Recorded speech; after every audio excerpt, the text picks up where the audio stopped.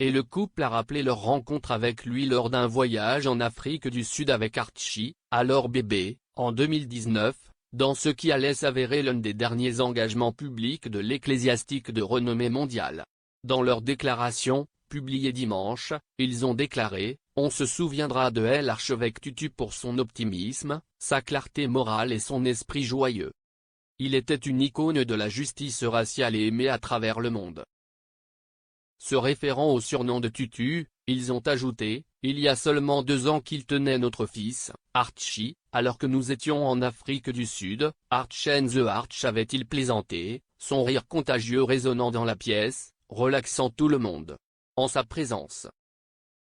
Il est resté un ami et il manquera beaucoup à tous. » Tutu, 90 ans, lauréat du prix Nobel de la paix, a joué un rôle déterminant dans le démantèlement de l'apartheid et a vu sa fin en 1994. Il a également présidé une commission Vérité et Réconciliation, mise en place pour déterrer les atrocités commises dans le cadre de celle-ci. Bien qu'il se soit retiré de la vie publique en 2010, il a continué à faire du travail caritatif par le biais de la Desmond and Leah Tutu Legacy Foundation et à s'exprimer sur certaines questions. En 2008, il a accusé l'Occident de complicité dans la souffrance palestinienne en gardant le silence. En 2013, il a déclaré son soutien aux droits des homosexuels, affirmant qu'il n'adorerait jamais un dieu homophobe. La reine avait auparavant rendu son propre hommage chaleureux en déclarant « Je suis rejoint par toute la famille royale pour être profondément attristé par la nouvelle de la mort de l'archevêque Desmond Tutu, un homme qui a inlassablement défendu les droits de l'homme en Afrique du Sud et dans le monde.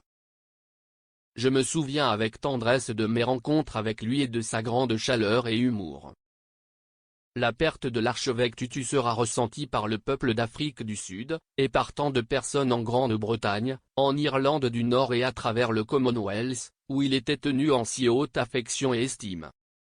Le Premier ministre Boris Johnson a également présenté des mots de condoléances sur Twitter. Il a posté « Je suis profondément attristé d'apprendre le décès de l'archevêque Desmond Tutu. Il était une figure critique dans la lutte contre l'apartheid et dans la lutte pour créer une nouvelle Afrique du Sud, et on se souviendra de son leadership spirituel et de sa bonne humeur irrépressible. » Le président sud-africain Cyril Ramaphosa a déclaré qu'il s'agissait d'un autre chapitre de deuil dans les adieux de notre nation à une génération de Sud-Africains exceptionnels qui nous ont légué une Afrique du Sud libérée. La fondation Nelson Mandela, qui a souligné l'amitié entre l'ancien président sud-africain Mandela et Tutu, a déclaré que sa perte était incommensurable. Le président américain Joe Biden et la première dame Jill Biden ont déclaré qu'il avait le cœur brisé d'apprendre que Tutu était décédé. Dans leur déclaration, ils ont déclaré « Nous avons eu la chance de passer du temps avec lui à plusieurs reprises au cours des dernières années. » Selon la Desmond and Leah Tutu Legacy Foundation, Tutu est décédé paisiblement au Oasis Frail Care Center à Cape Town. La cause du décès n'a pas encore été donnée. Il laisse dans le deuil son épouse Léa et leurs 4 enfants.